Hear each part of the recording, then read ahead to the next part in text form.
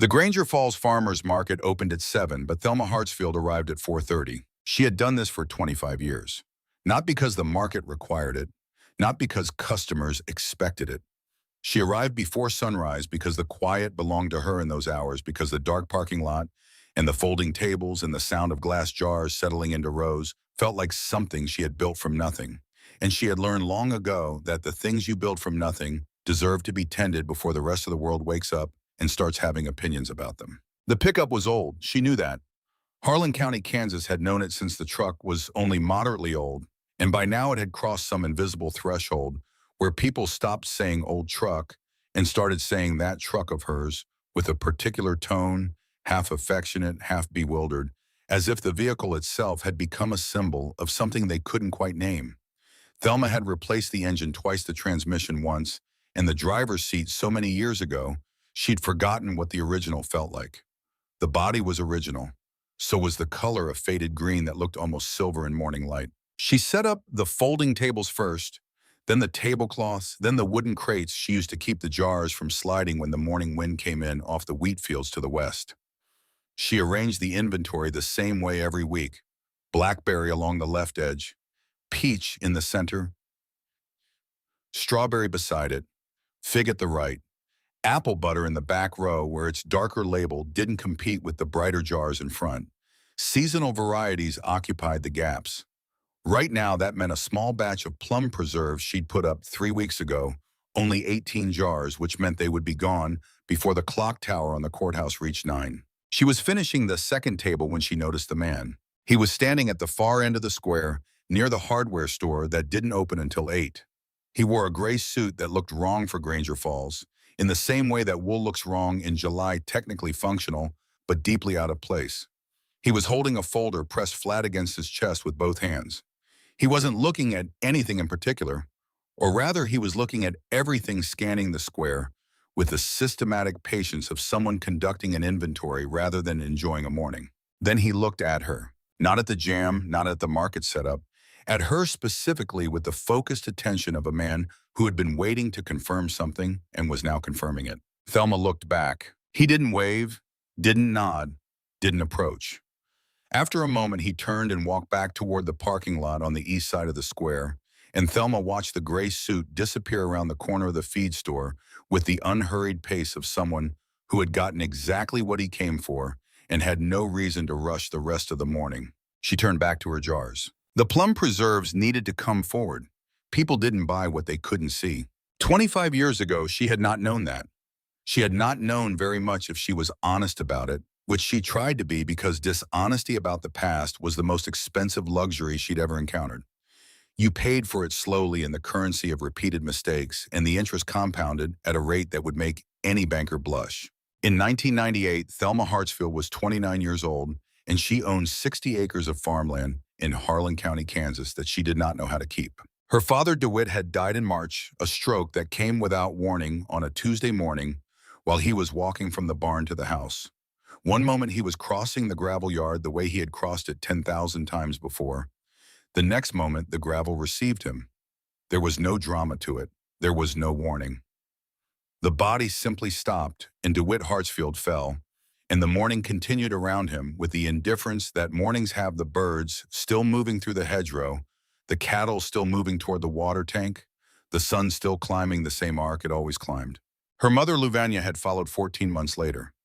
Cancer that had already spread by the time they found it, so that the last year of her life was a long, quiet departure more than a fight, which was perhaps merciful, though mercy and loss had a complicated relationship that Thelma was still working out.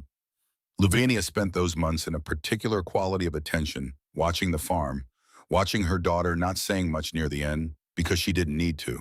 Thelma stood at her mother's grave on a cold November morning and felt the ground beneath her feet with unusual clarity. The farm, 60 acres. Her parents had worked it for 31 years. Her grandparents had worked the adjacent parcel before that, the land that had since changed hands twice and now belonged to Orville Slayton, who owned 400 acres on the east side of the county and a silver pickup newer than anything Thelma would drive for the foreseeable future. The bills came in waves: funeral costs, property taxes, the equipment maintenance her father had been putting off because he'd been putting everything off in the last 2 years. the way people do when they know somewhere underneath the surface that time is running short. A note from the county about a fence line that needed repair, a past due invoice from the feed supplier. And then there was Orville Slayton at her kitchen door, a week after her mother's funeral, holding a casserole dish with both hands and a bouquet of gas station carnations tucked under his arm. He was 58, then broad-shouldered, and careful in the way of men who had learned that patience was more effective than pressure. He set the casserole on the counter and looked around her kitchen with the attentive neutrality of someone appraising real estate, which she understood later was exactly what he was doing. "We're all real sorry about Lavinia," he said. "She was a good woman." Thelma thanked him. He sat down at the kitchen table without being invited, which was the kind of thing Orville Slayton did in those days, sat down in other people's kitchens and waited for the conversation to come to him. He talked about the weather for a while. He talked about a fence repair his crew had done along the north property line. He talked about the price of corn futures, which were low, which they usually were when it was convenient for someone to make an argument about land values. Then he set a check on the table. Thelma looked at it. The number was written in Orville's careful hand, neat figures that sat in the designated box like soldiers in formation. It was not a bad number. For 60 acres in Harlan County in 1998, it was actually a reasonable number, which made it more dangerous than an insulting offer would have been. "You're 29 years old," Orville said. "You're alone out here. This land isn't going to take care of itself, and you've got a lot of years ahead of you for doing something that isn't farming 60 acres in the middle of Kansas by yourself." Thelma looked at the check for a long time. She thought about her father walking from the barn to the house on that Tuesday morning.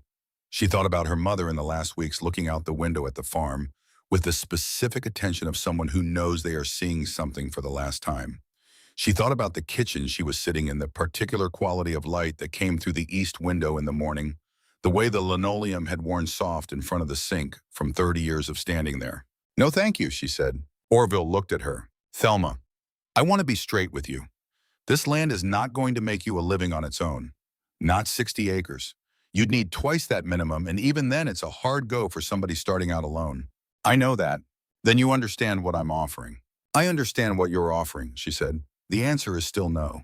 Orville picked up the check, held it a moment, then set it back down on the table and stood. He was too experienced to argue. Men like Orville Slayton understood that the first no was rarely the last conversation. "Well," he said, "the offer stands." He left. Thelma sat at the kitchen table for a long time after the sound of his truck faded down the gravel road. Then she got up, picked up the check, carried it to the stove, turned on the burner, and held the paper in the flame until it was gone. She was 29 years old, and she had just set fire to a reasonable sum of money, and she felt, if she was being honest, terrified in certain and equal measure, which she would later recognize as the specific emotional signature of a correct decision. Not comfortable, not easy, just correct. The farm produced fruit. Her parents had planted the orchard in stages over 15 years. Peach trees along the south slope, blackberry canes running along the fence lines, plum trees in the low ground near the creek fig bushes that had no business surviving Kansas winters, but did anyway through some combination of microclimate and stubbornness. In a good year, the orchard generated income. In a bad year, it generated less, but still some. In the worst years, it generated fruit that ripened faster than it could be sold and ended up on the ground. The summer after her mother died was not the worst year, but it wasn't good enough. In July, she stood at the edge of the orchard and watched peaches rotting in the grass beneath the trees, more than she'd been able to move at market, more than the local grocery would take, more than she could give away before the heat finished them. The smell was sweet and wrong in the particular way that waste smells wrong, all that potential becoming compost. She was standing there when she remembered something her grandmother used to say. "Fruit doesn't stop being valuable just because it's ripe." Her grandmother had said this in a different context entirely, but standing in the orchard that July afternoon, Thelma thought about it in its most literal sense. The peaches were still peaches. The problem was not the fruit. The problem was the window, the narrow gap between ripe and rotten, and the question was whether there was a way to step outside that window. She drove to Bertie Dunmore's place that evening. Bertie was 70 years old and lived in a yellow farmhouse on 35 acres that sat directly against Thelma's eastern fence line, close enough that on quiet mornings, you could hear the screen door when Bertie came out to the porch. She had been widowed 2 years earlier when her husband Gerald had died in his sleep on a warm April night, peacefully and without drama, the way Gerald had always done everything. Bertie answered the door in an apron and looked at Thelma over the top of her reading glasses with the expression of someone who had been waiting to be useful and was glad the opportunity had finally arrived. "I need to borrow your canning equipment," Thelma said. Bertie looked at her carefully. "Do you know what you're doing?" "No." "Good," Bertie said. "People who think they know what they're doing are the ones who make the mess." They spent that evening and 3 evenings after it at Bertie's kitchen stove. The first batch of peach preserves was too sweet. The second wasn't sweet enough, and the seal failed on 2 jars, which Bertie explained with the patient specificity of someone who had made that same mistake years ago and considered it necessary tuition. The third batch was close. The fourth batch was right. Thelma sat in Bertie's kitchen on the fourth evening, holding a jar of peach preserves up to the light from the ceiling fixture, watching the amber color of it, the fruit suspended in the gel catching the light, the way things catch light when they have been transformed from one state into another. She felt something she hadn't felt since before her father died, like she was doing exactly what she was supposed to be doing. Bertie watched her from across the table. "Gerald used to say the land is patient. He said you just have to be patient right back at it." "What did he mean by that?" "He meant the land doesn't work on your timeline. You can fight it or you can learn it, but you can't hurry it." Thelma set the jar down. She brought 24 jars to the Granger Falls Farmers Market the following Saturday, early September 1999, and the market was winding toward its end-of-season slowdown. The preserves moved. Not all of them, not immediately, but by noon she had sold 19 jars. She had come home with enough money to buy more jars and enough left over to put in the jar she kept in the kitchen cabinet behind the flour. Not a fortune, not even a particularly good day by any objective measure, but reliable, and reliable was what she needed. She began keeping 2 ledgers. The first tracked the jam business and detail materials in and product out and revenue and expenses and margin per jar. The second tracked the farm's operating costs, equipment, needs, tax obligations, the fence repair schedule. She ran them separately because she had read somewhere that you could not manage what you could not measure, and she wanted to know exactly where every dollar came from and exactly where it went. The jam business grew slowly the way real things do. By the end of 2000, she was selling out most Saturdays. By 2001, she had customers requesting specific flavors, which meant she was producing to demand rather than hoping demand found her. She had been setting aside money from the jam business since the beginning. Not all of it, but the portion above what the farm required, she put away with the consistency of someone who had decided on a principle rather than a plan. Every dollar saved was a dollar available for the right opportunity when the right opportunity arrived. In the spring of 2001, she walked into the Harlan County Savings Bank and filled out a loan application for $4,000. She needed to replace the water pump on the irrigation system before the summer heat arrived. Without the pump, the orchard would suffer. Without the orchard, there was no jam business. The loan officer was a young man named Cresswell Pruitt, 27 years old, recently arrived in Granger Falls from Lawrence. He had the careful efficiency of someone who was good at his job and knew it. He reviewed her application, ran the numbers, looked up from the paperwork, and then looked away toward the glass-walled office at the back of the bank. Thelma followed his gaze. Orville Slayton was visible through the glass, sitting across from someone at a desk. He was not looking at her. He didn't need to. His presence in that office on that particular Tuesday morning was information complete in itself. She had not known that Orville was on the bank's credit advisory board. She knew it now. Cresswell looked back at his paperwork. "I'm sorry, Ms. Hartsfield. Your collateral profile doesn't meet our current threshold for this loan amount." Thelma kept her voice level. "My farm is assessed at nearly $40,000. I'm asking for $4,000. I understand the ratio, but our internal assessment criteria for operating loans require—" He stopped.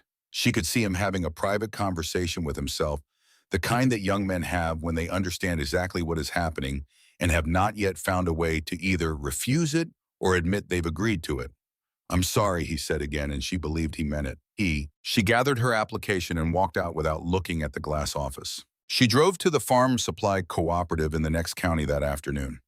The manager had known her father. She negotiated a payment plan for the water pump over 6 months at no interest on the basis of their existing relationship. It cost her more time and more driving, but the pump was in the ground by the first week of May, and the orchard went into summer with water. The following January, she sat at the kitchen table with both ledgers and did the calculations she had been building toward for nearly 3 years. The jam business profits accumulated month by month with the consistency of someone filling a cistern one bucket at a time had crossed a threshold. She had heard through Laverne Delacroix, who kept accounting books for a significant portion of the county's small businesses and knew more about the real financial condition of Harlan County than anyone who worked officially, that Eldon Galveston was thinking seriously about retirement. Eldon owned 20 acres directly west of the Hartsfield property line flat alfalfa ground that had been in production for 30 years. He was 68, his children were in Wichita, and the land had become more responsibility than purpose. Thelma called Eldon on a Wednesday evening. She knew that Orville Slayton had expressed interest in the parcel because Orville expressed interest in every parcel adjacent to his operations, and everyone in the county knew it. Eldon had mentioned it at the feed store, and Laverne had heard it and passed it on. "Eldon," she said, "it's Thelma Hartsfield. I heard you might be thinking about the West 20. A brief pause. Word gets around. "It does. I'd like to make an offer. Whatever Orville offered, I'll pay 4% above it. Cash. We can close in 2 weeks." The silence that followed had the quality of someone doing arithmetic and reconsidering a narrative at the same time. "You've got that kind of cash," Eldon said. "I do." She drove to Eldon's farm the following Thursday evening. The papers were on his kitchen table. She brought a cashier's check drawn on the savings institution in Larned, which was not the Harlan County Savings Bank, a detail she had chosen deliberately. Eldon's wife served coffee. The transaction took 40 minutes. They signed, the notary witnessed, and 80 acres became the new edge of her ambition. The following Monday morning, Orville Slayton received a call from the title company confirming that the Galveston parcel had transferred to Thelma R. Hartsfield. He came to the farmers market the following Saturday. It was a warm morning in May, the market busy with the first flush of the season. Thelma was midway through her busiest hour when she saw Orville coming across the square with the measured pace of a man who had decided on exactly the message he intended to deliver. He stopped at the edge of her table. He did not pick up a jar or examine labels. He looked directly at her.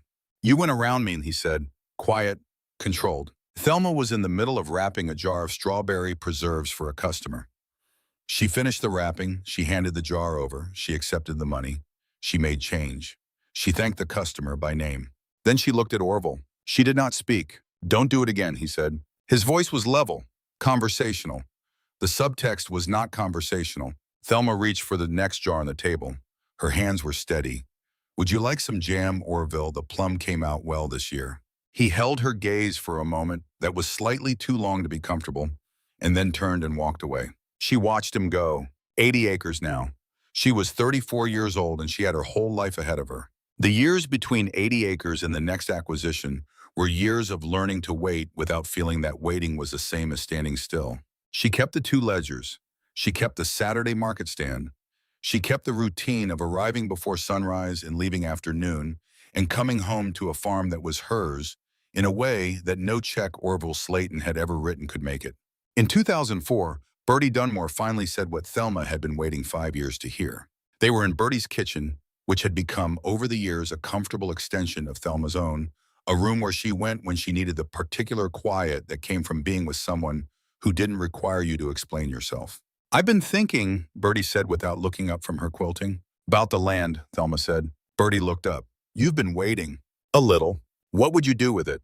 "Farm it the same way you have. Keep the south pasture and alfalfa. The rest the same." Bertie set down her needle. "You're not going to build anything on it." "No." "You're not going to sell it in 5 years to somebody who will." "No." Bertie looked out the window at the afternoon light on the field's 35 acres that carried the quiet history of 40 years of daily work. "I want to keep living here," she said, "until I can't." The arrangement they reached was unconventional by any standard measure and precisely right by the measure that mattered. Bertie would sell Thelma the 35 acres at full market value. Thelma would lease the house and yard back to Bertie for $1 a month for as long as Bertie wanted to live there. The county talked about it naturally. Orville Slayton said something at the feed store about sentiment being a poor substitute for sense. The county generally agreed. Thelma had 115 acres and a neighbor she trusted. She kept her own counsel on which arrangement seemed smarter. The summer of 2008 arrived with Alton Whitmore. He came to Harlan County the way certain kinds of people arrive in small counties with introductions and lunch meetings in the language of regional investment and agricultural partnership, the vocabulary of men who had learned that the direct approach alarmed rural landowners and that patients performed correctly could feel like community engagement. He attended the Planning Commission meeting in June and introduced himself as a development consultant with interests in the region. He bought coffee for the right people. He asked questions that sounded like interest and were actually reconnaissance. Laverne Delacroix had his number before he finished his second cup of coffee at the diner. Alton Whitmore called the Hendersons, she told Thelma, on the first Tuesday in March of 2009 without preamble because their Tuesday meetings had long since dispensed with preamble. Outside Laverne's window, the square was quiet with early weekday emptiness. How do you know? Because Marvella Henderson called me to ask what her land was worth. Laverne finally looked up from her screen. She thought it was a routine question. It was not a routine question. Whitmore had been systematic. He started with the most obviously available landowners, the aging farmers whose children had moved away and who carried the particular exhaustion of people who had done hard physical work for 50 years and were ready to stop. He offered prices above market, not dramatically above, but enough to make sellers feel smart rather than pressured. 4 parcels had already changed hands. 2 bordered the north edge of the county. The third was near the highway. The fourth was 12 acres along the west branch of Kimball Creek, surrounded on 3 sides by Thelma's land. She had not said anything publicly, but she had started meeting with Laverne every Tuesday. He's going to contact me, Thelma said. Probably this week, Laverne said. He called on Thursday. His voice had the quality of a man who believed that projecting certainty was a gift he gave to people who needed help making decisions. He said her property had come up prominently in his analysis. He said he'd love to talk, no pressure, because he believed in transparent conversations. She invited him to the farm. He arrived Saturday afternoon in a vehicle that announced itself well before it turned off the county road. He came into the kitchen with a folder and a smile calibrated to exactly the right frequency of trustworthy. He was 50 heavier than he'd been at 40, with the practiced ease of a man who had sat in many kitchens and gotten what he came for in all of them. He knew about Bertie. That was what Thelma noticed first. He mentioned her lease arrangements not directly, but in the careful sideways manner of someone introducing information they want you to know they have. He said he was flexible on creative arrangements. He said he respected unconventional structures. Thelma set down her coffee mug. Where did you hear about my arrangements? Alton spread his hands in the gesture of a man absorbing information from the ambient air. County's a small place. It is. Who specifically? The pause was brief, barely a fraction of a second, but she caught it. I do my homework, he said. Thelma stood up. She was not tall. She didn't have the kind of physical presence that caused rooms to pay automatic attention.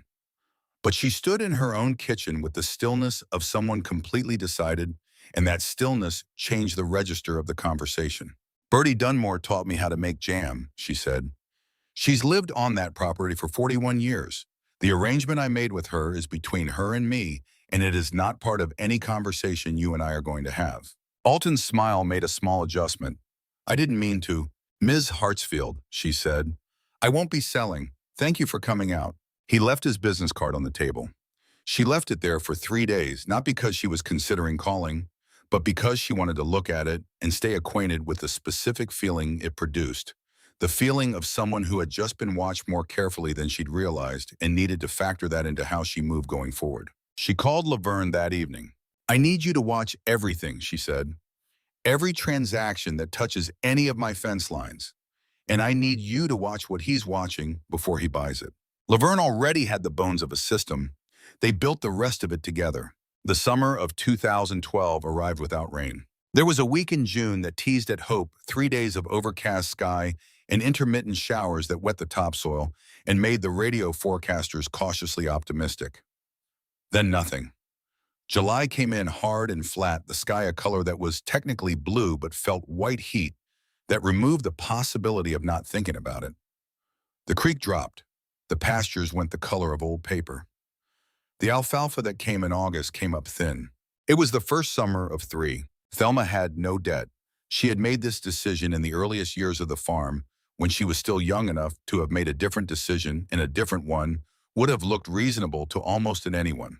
She had made it without fully understanding why, except that borrowing money meant giving someone else a claim on the land, and she had seen what happened to claims on her family's farm. The jam business held through the drought years. People bought preserves during hard times, maybe more than usual.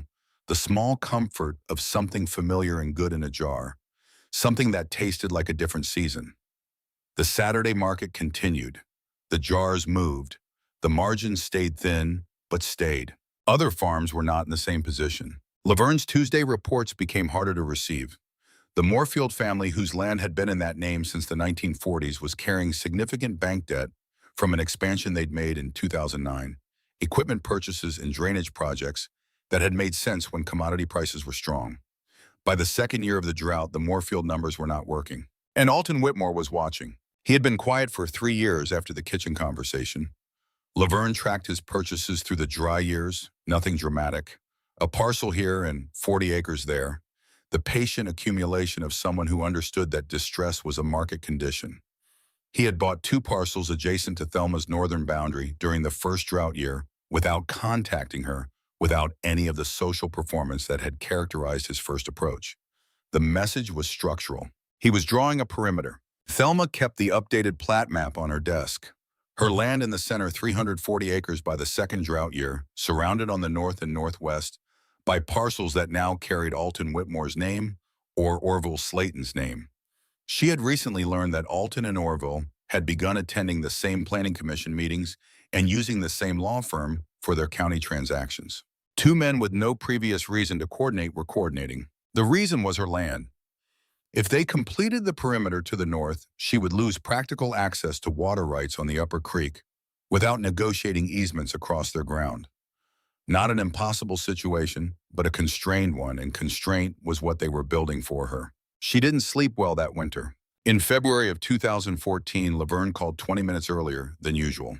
"The Moorfields are meeting with Whitmore on Thursday," she said. The Moorfield parcel was 80 acres of some of the best positioned ground in the county, sitting directly between the 2 largest connected sections of Thelma's land. If Alton acquired it, he could effectively separate her north and south operations. She would own good land that she couldn't optimize. She called Glendon Moorfield that afternoon. Glendon was 62 and 3rd generation, and he was ashamed, which she could hear in his voice before she said anything specific. The drought had broken the arithmetic that had worked for his father and grandfather. Equipment debt and input costs in 2 bad years had put him against a wall he hadn't seen coming because it had been built slowly over years. He told her the number Alton had offered. She told him she would match it. Cash, before Thursday. Silence. "Thelma," he said, "that's real money." "It is," she said. "You've got it available right now. I'll have the cashier's check by 9 Wednesday morning." She could hear him recalibrating. He had the story about Thelma Hartsfield, that the whole county had the woman who sold jam, who drove the old truck, who had done reasonably well. The story did not include this. "You'd be doing this for the land," he said, "not for me."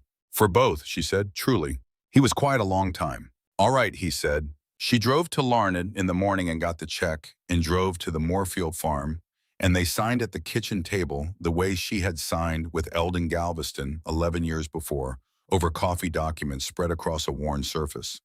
Glendon's wife kept her eyes on the window the whole time.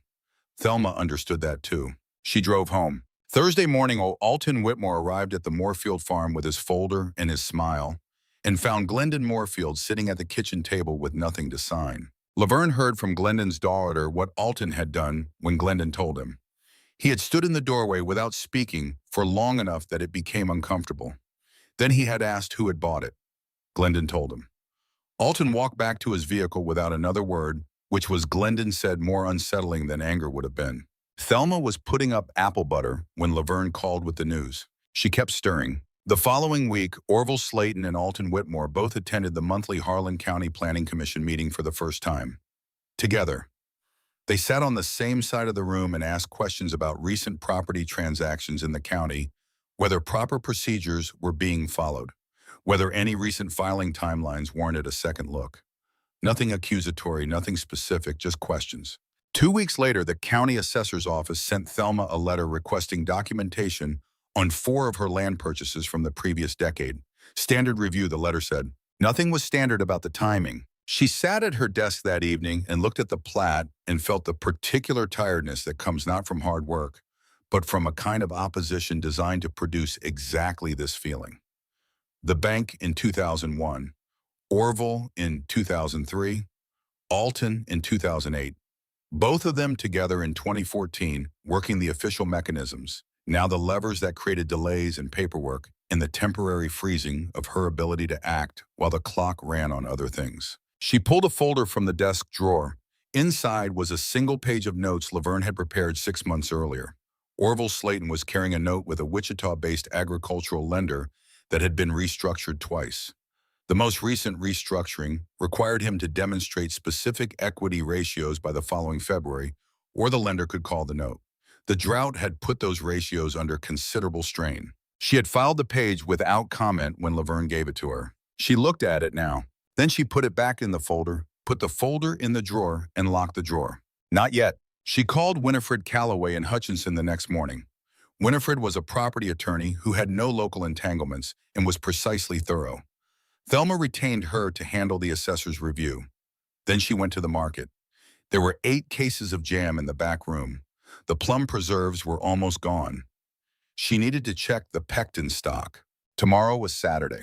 The years between the first acquisition and the second were years that required a different kind of work than the ones that came before. Farming 60 acres alone was hard, in the ways that hard things are hard, through the accumulation of physical demand and the relentlessness of weather and the arithmetic of costs against income that never quite balanced the way you hoped. Farming 80 acres alone was the same hard with 20 more acres of it. What changed was something harder to quantify. When she owned 60 acres, she was a woman surviving on her inheritance. When she owned 80 acres, she was a woman making a decision, and decisions carried a different weight than survivals. She learned things in those years.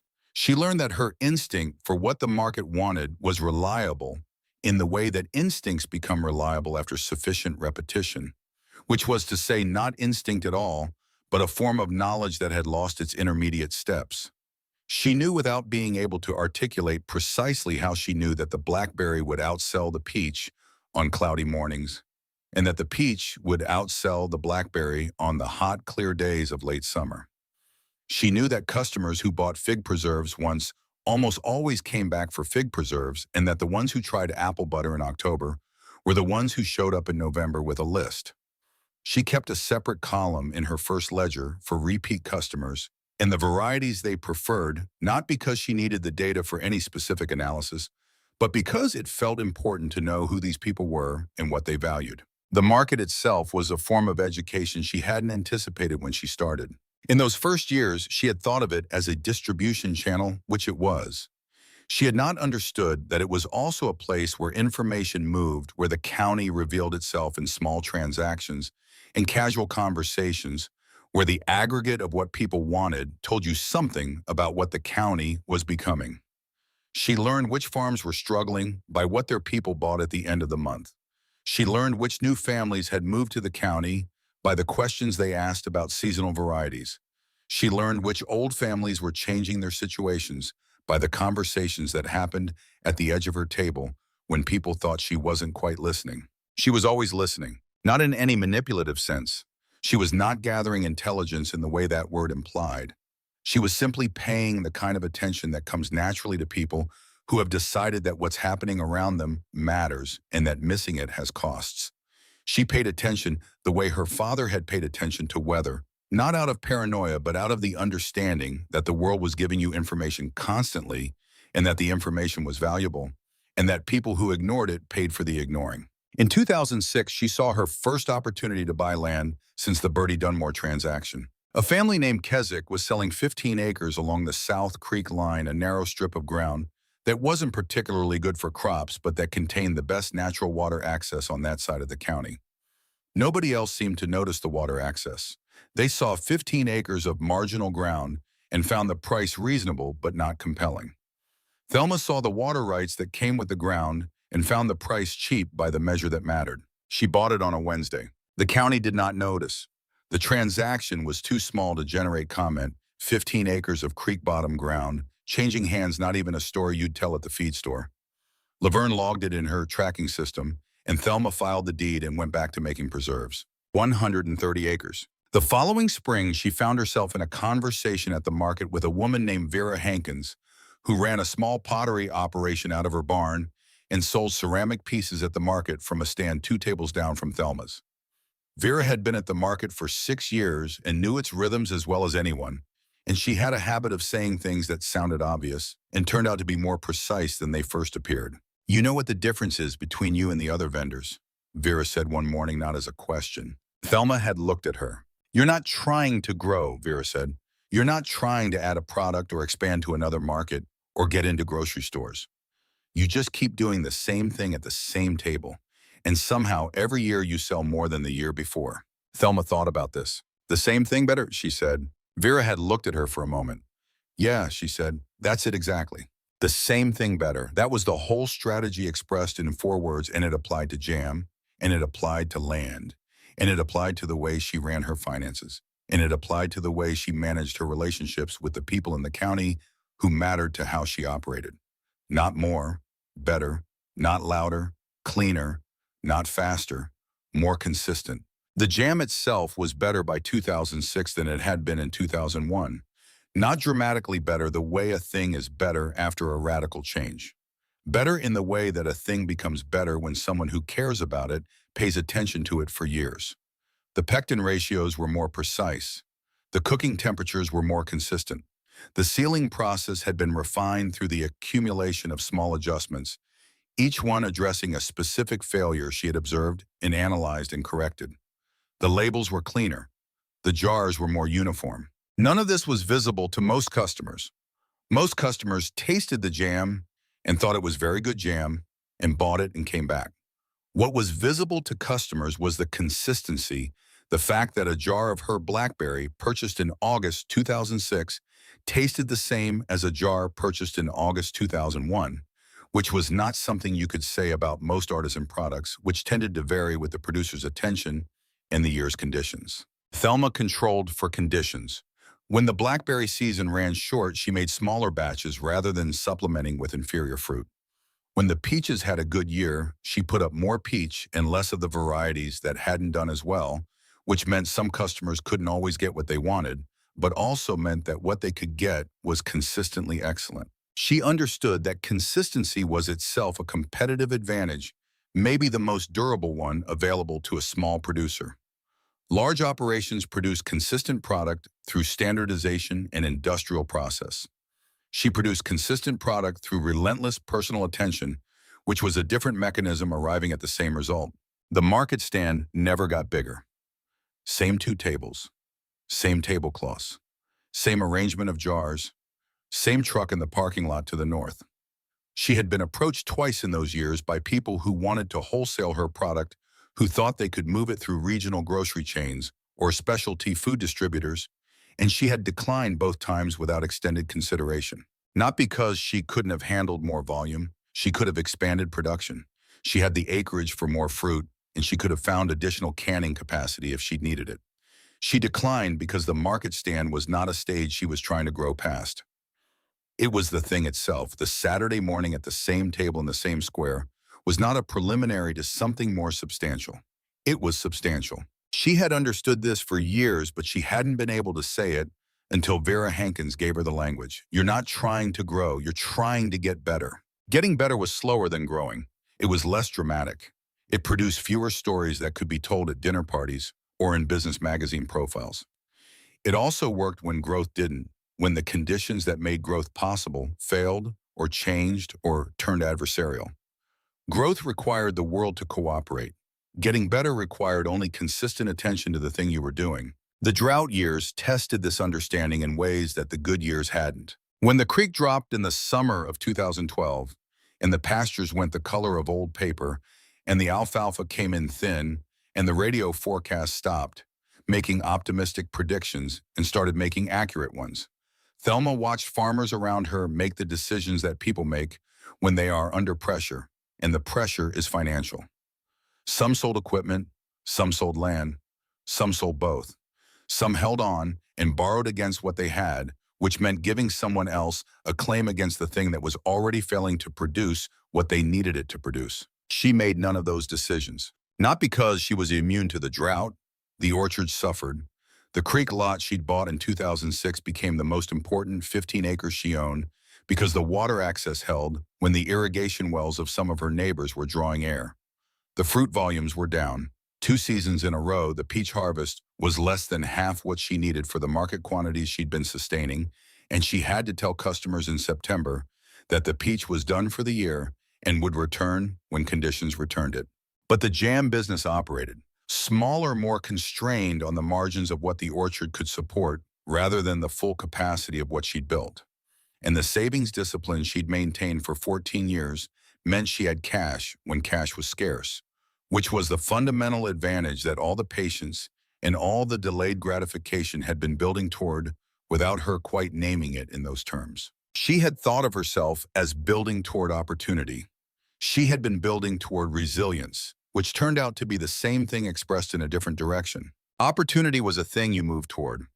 Resilience was what allowed you to stay in position until the opportunity arrived. The drought made Laverne's Tuesday reports into a kind of accounting of who had run out of resilience. Thelma sat across the desk from her friend in the coffee-scented office above the insurance agency every Tuesday morning and heard the names and the numbers and the situations, and she felt the weight of what those names represented. Families she had known for years. Operations that had been in those families for generations. Land that had meant something to people who no longer had the position to hold on to it. She bought some of that land, not all of it, not even most of it. She bought the parcels that mattered to the map she was building, the ones that closed gaps or added access or removed constraints. She bought them at fair prices, always at fair prices, because she had decided early that the kind of advantage she was building had to be built cleanly or it wasn't worth having. She was not buying distressed land at distressed prices. She was buying land from people who needed to sell and paying them what the land was worth. The distinction mattered to her. She was not certain it mattered to anyone else, but it was hers to make and she made it. By the time the drought broke in the spring of 2015, she had 480 acres. The number itself was not the point. The shape of it on the plat map was the point, the way the connected parcels formed a coherent whole that was more valuable than the sum of its individual pieces, the way the water access from the creek lot tied into the irrigation capacity of the North Fields, and the way the south slope with its particular drainage made the orchard what it was. She had not bought land randomly. She had bought land the way you build a piece of furniture, thinking about how each piece related to the pieces around it, thinking about the finished thing rather than the current piece. Laverne understood this. She had been tracking the plat for years, and she knew the geometry of what Thelma was building in the same way that a good bookkeeper understands the underlying logic of a set of accounts, rather than just the numbers in the columns.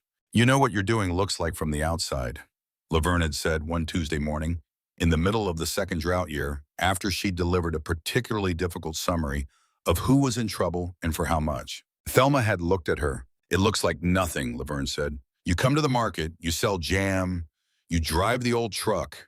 Anybody who doesn't read county real estate records thinks they know exactly what your life is." "Good," Thelma had said. Laverne had studied her for a moment. "You want it that way." "Attention," Thelma said, "is what happens when people think you're doing something interesting. I'm not doing something interesting, I'm doing something consistent. Those aren't the same thing, and the people who confuse them are the ones who give me the best prices on land." Laverne had laughed. It was the kind of laugh that acknowledged something true. The years from 2015 to 2022 were the quietest years in the sense that matters in these accounts. The sense of nothing dramatic happening, of the farm expanding by small increments through transactions that generated no comment, and of the jam business continuing to produce reliable income, and of Thelma arriving at the market at 4:30 every Saturday morning and setting up her tables and selling preserves and going home at noon. She turned 50 in 2019. Nobody made a particular event of it. She was not the kind of woman who wanted events made of birthdays, and the people who knew her well knew this, and the people who didn't know her well hadn't noticed. It was her birthday because they were busy with their own lives, which was exactly as it should be. She sat at the kitchen table that evening with both ledgers and did a calculation she didn't usually do, which was to look at the cumulative total of what the jam business had generated in net profit over 20 years, and to calculate what percentage of her land acquisitions it had funded. The number was 73%. 27% had come from the farm's agricultural income from hay sales and from the lease arrangements on sections she hadn't needed to farm herself. 73% of 800 and some acres had been funded by jars of blackberry jam and peach preserves in apple butter. She had not thought of it in those terms before. It was an interesting way to think of it. She went to bed at 9:30 the same as always because the market was Saturday and she needed to be up at 3.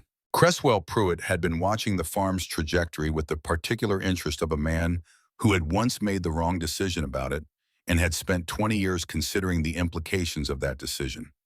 He had risen steadily through the regional bank structure after the old Harlan County Savings Bank was absorbed, and he had used his position to operate as differently as he could from the way he had operated on that Tuesday morning in 2001. He called her every few years not to solicit business. She had never moved her accounts to his institution, but because he had found over the years that conversations with Thelma Hartsfield were among the most clarifying conversations available to him, and that the clarity they produced was worth more than any commission they might theoretically generate. "Why do you still come to the market?" he asked her once directly in the way he had learned she appreciated. They were having coffee in the diner, which happened occasionally when their paths crossed in town. "Because I like it," she said. That's not the full answer. She considered him. "Because the market is where I learned everything I know," she said. "How to pay attention, how to listen, how to understand what people actually want versus what they say they want, how to price something correctly." She held her coffee cup. "I didn't learn those things at the market and then apply them to land. I learned them at the market and then they applied themselves to land. If I stop going to the market, I stop practicing the thing that made everything else possible." Cresswell had thought about this for a long time. "Most people," he said, "once they don't need to do a thing, stop doing it." "I know," she said. "That's why most people are surprised when they find out what I've been doing while they were watching the market stand." That was the closest she ever came to explaining herself. And even that was not quite an explanation, more a description of the mechanism than an account of the motivation. The motivation was simpler and more difficult to say out loud, which was that she loved the farm, and she loved the market, and she loved the specific quality of a Saturday morning before sunrise when the square was quiet, and the jars were in their rows, and the day was about to begin, and everything that was going to happen was still in front of her. You couldn't put that in a ledger. It was real anyway. The county assessor's review lasted 7 months. Thelma answered every request Winifred Calloway brought to her with the same patient thoroughness she applied to her ledgers. Every document existed. Every transaction was recorded. Every filing had been made on time and in the correct form because she had never done anything in her professional life that she could not show someone else in full daylight, and the accumulation of that habit over 25 years meant that when someone decided to look closely at her records, what they found was a woman who had been keeping impeccable documentation in anticipation of exactly this kind of scrutiny. Winifred filed each response within 3 business days of receipt. She was efficient in the specific way of someone who charged by the hour and respected other people's money. None of Thelma's transactions were found to be irregular. The county assessor's office sent a closing letter on a Wednesday in November. Brief, formal. No apology, which Thelma had not expected. The review was complete. All records confirmed. The file was closed. She read the letter at her kitchen table, folded it into thirds, and put it with the rest of the correspondence. Then she unlocked the desk drawer and took out the page of Laverne's notes about Orville Slayton's loan. 14 months from the date of that note had become 7 months now. She called Laverne. "What's his actual position?" she said. Laverne had kept the file current. "The renewal is in late February. The equity ratios after 2 drought years are not where the lender needs them. He'll want additional collateral or accelerated repayment. Orville doesn't have clean collateral to offer, and he doesn't have the cash position to accelerate." "Has he been in conversations with anyone?" "Quietly, with 2 different potential buyers. He hasn't committed." "Has he talked to Alton Whitmore?" A pause. "Alton approached him, offered to buy 3 parcels on the north end. Orville said no." Laverne's voice was careful. "He doesn't want Whitmore to know the situation is as tight as it is." Thelma sat with that information. Orville turning down Alton told her something important. Orville was looking for an exit that didn't involve losing to a specific person in a specific direction. "I want to meet with him," she said. "Thelma, I know what you're going to say." 15 years, Laverne said. "The bank, the planning commission, the assessor review." "I know every year of it," Thelma said. "I want to meet with him anyway." She drove to Orville Slayton's farm on a Thursday morning in December. The fields were bare and frost-pale under a flat gray sky. His wife Marion answered the door. Marion Slayton was a careful woman who had spent 4 decades understanding her husband's business better than he realized, and she looked at Thelma on the porch with an expression that held surprise and the wariness of someone who had been waiting for a specific conversation to arrive without knowing what form it would take. She showed Thelma into the kitchen without calling for Orville. He came in from the utility room and stopped when he saw her sitting at his table. He looked older than she'd seen him recently. The drought years had done something to his face, settled it into harder lines. The broad-shouldered certainty that had always been his primary attribute had become more careful, more contained. He sat down across from her without speaking. Thelma put a single sheet of paper on the table between them. Not the Laverne notes, just a number written in the center of the page in her own handwriting with the same pen she had used since she started keeping ledgers. "That's what I'll pay for the 4 northern parcels," she said. "The ones that border my fence line on the north and northwest. Market value as of last month's comparable sales. Cash. We can close in 2 weeks." He looked at the paper. He didn't touch it. The kitchen was quiet in the way kitchens get quiet when something permanent is being decided. "You knew," he said. She didn't answer. "The loan situation, you've known for a while." "The documents are on file with the County Register of Deeds," she said. "The restructuring terms are in the public record. Anyone who looked would find them." "But not everyone was looking." She said nothing to that. He kept his eyes on the paper. His jaw moved in the small way it moved when he was working through something he hadn't prepared for.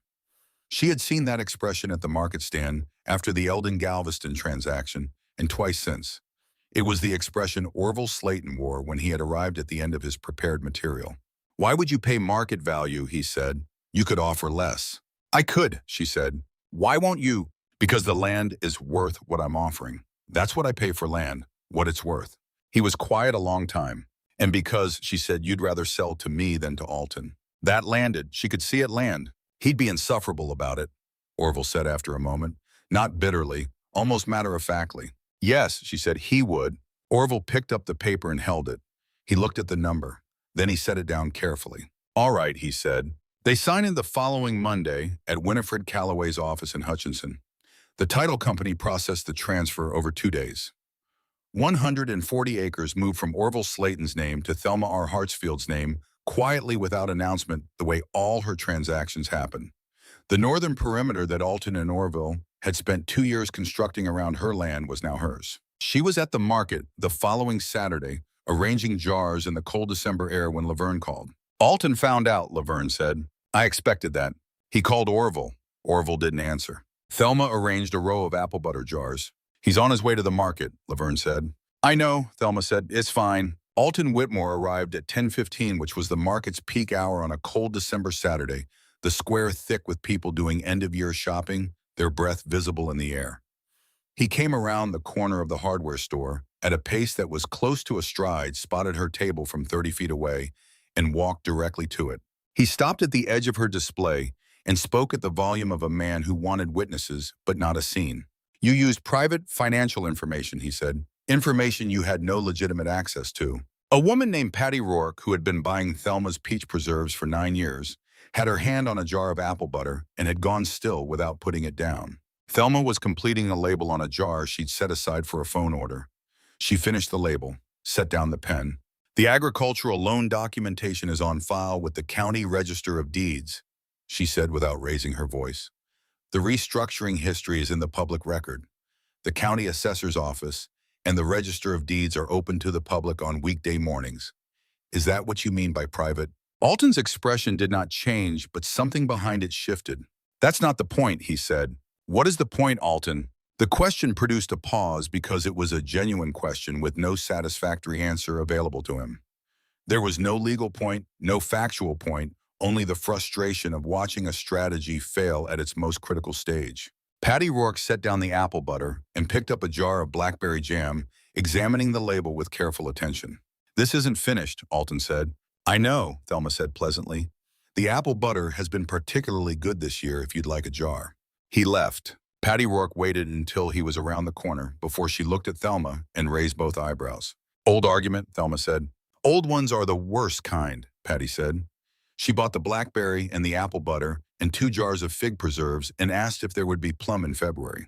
There would be plum. Roscoe Huckabee called the following week. He introduced himself as a project development coordinator for Sunbridge Energy, which had recently announced a renewable energy initiative across several Kansas counties. He said the company had been studying parcel ownership records throughout the region and that her name had appeared with unusual frequency. He said he would like to meet at her convenience to discuss what that might mean for some of her land. She had known this call was coming. She had known it since the morning 8 months ago, when she'd seen him standing at the east end of the market square in a gray suit holding a folder with both hands scanning the market with the systematic patience of someone conducting an assessment rather than enjoying a Saturday morning. That visit before the formal company announcement meant Sunbridge had been in the planning phase longer than its public communications suggested. A man who came to watch a farmer's market at 4:30 in the morning before it opened was doing final confirmation, not preliminary reconnaissance. She told him she'd meet him Thursday at 2. He came to the farm with a site engineer named Caldwell and a due diligence attorney. They spread aerial photographs and topographic maps across her kitchen table with the practiced efficiency of people who had done this in many farmhouse kitchens. The materials were thorough and well prepared. The numbers were unlike anything she had encountered in 25 years. Not the per-acre figures, those were clear enough from the initial summary. The numbers that stopped her were the cumulative projections, what a long-term lease on selected parcels would generate over 20 years, and what those figures would mean for the farm's operating capital. The improvements she had been postponing for years because the margin never quite stretched far enough. She asked careful questions. She asked about term structure and escalation clauses and agricultural operations on the portions of land not under the lease. She asked about access and maintenance obligations and the transmission corridor that Caldwell kept referencing. Roscoe answered everything directly. He did not oversell. He told her what they wanted and what they didn't want and why, which was the behavior of someone who expected a relationship longer than the conversation and understood that partial information was a way to shorten it. Then she asked about Alton Whitmore. Roscoe looked up from the map. A broker approached us during the site selection phase, he said. He claimed regional relationships and offered to facilitate introductions to landowners. We engaged him for 3 months. A pause. We stopped. Why? His recommendations had notable geographic omissions. When we mapped those omissions against the ownership records, they aligned with the properties of a specific landowner. He looked at her steadily. We went back to the records directly. She understood the complete picture now. Alton had worked his way into Sunbridge's selection process and used it to try to edit her out. He had tried to make himself the lens through which the company saw Harlan County and to keep her land invisible through that lens. It had not worked because Roscoe Huckabee was the kind of professional who went to farmers markets before sunrise to confirm what the records told him. She sat within this for a moment. Then she said, I want to ask you about a parcel that isn't mine. She pulled the county plat from beneath the aerial photographs and pointed to 40 acres in the northwest quadrant of the county. This one, she said. Roscoe and Caldwell both leaned forward. That's Alton Whitmore's land, Roscoe said. Yes, do you need it? Caldwell answered, that section sits directly over the primary connection point for the northern transmission feed. If we can't access it, we route an additional half-mile of infrastructure around it. That changes our cost structure significantly.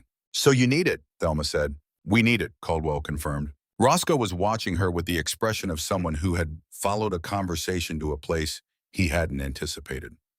I'm not sure what you're suggesting, he said carefully. I'm suggesting that Alton Whitmore has a parcel you need and that he's currently in a position where participation in a significant long-term lease would be considerably more valuable to him than his alternatives. And that if he approaches you directly without any intermediary, he gets to be the man who brought that parcel to the table. She paused. Which is what he's always wanted to be. Roscoe was quiet.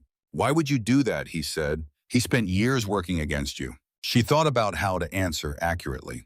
Because he's going to own land in this county for 30 more years.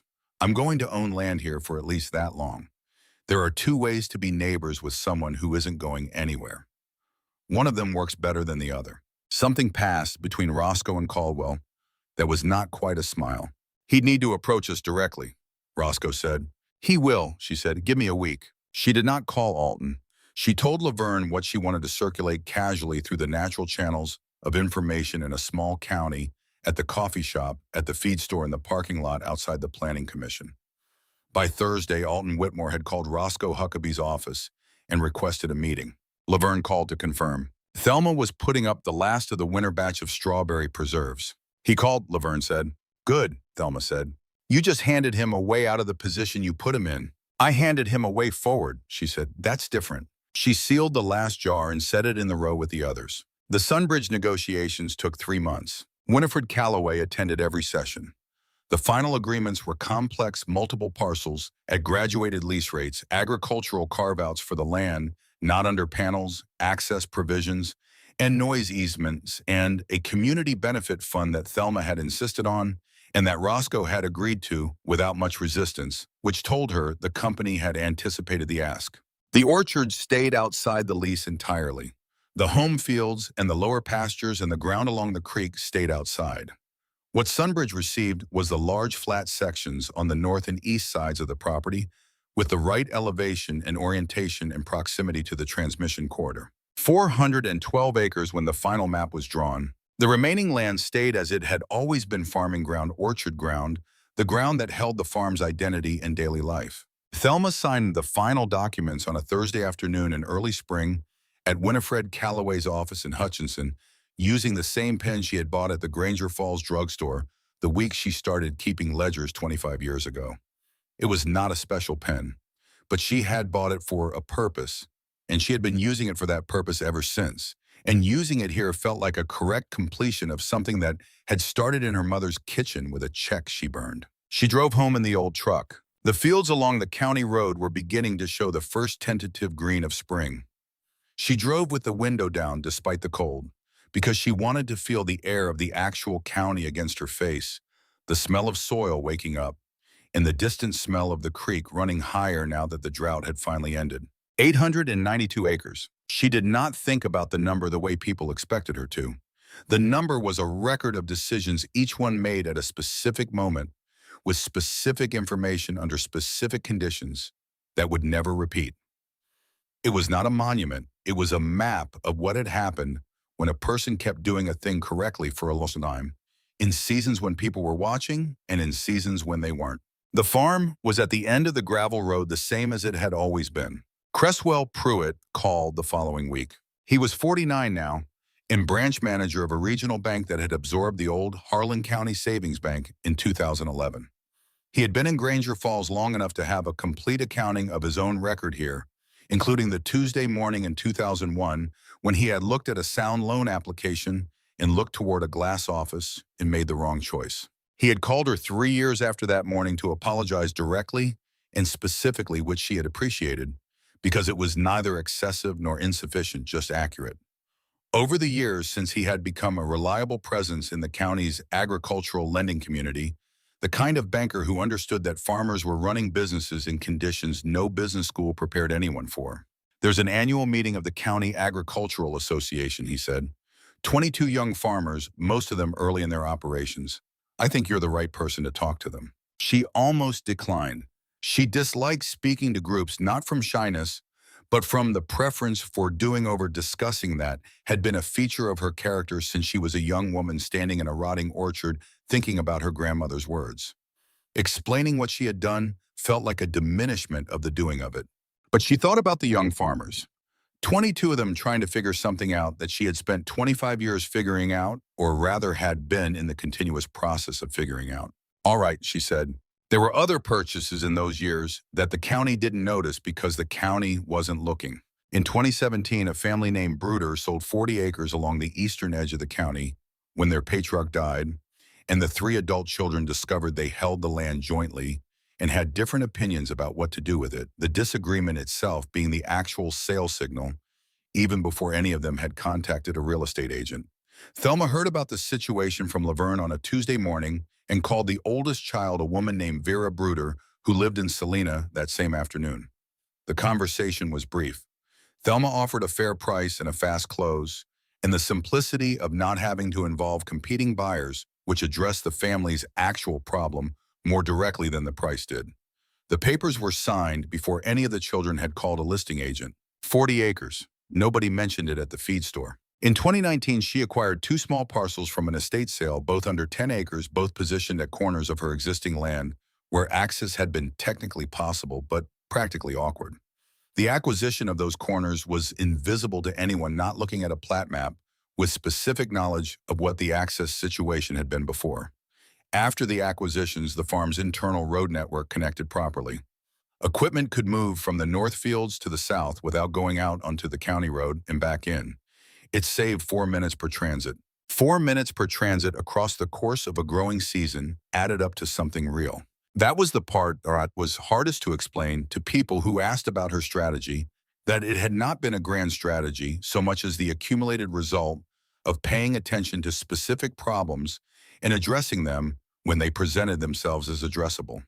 The farm had been built the way a farm got built, when you were doing it right, one piece at a time, each piece solving a specific problem or closing a specific gap, the whole emerging from the parts rather than the parts being selected to fit a predetermined whole.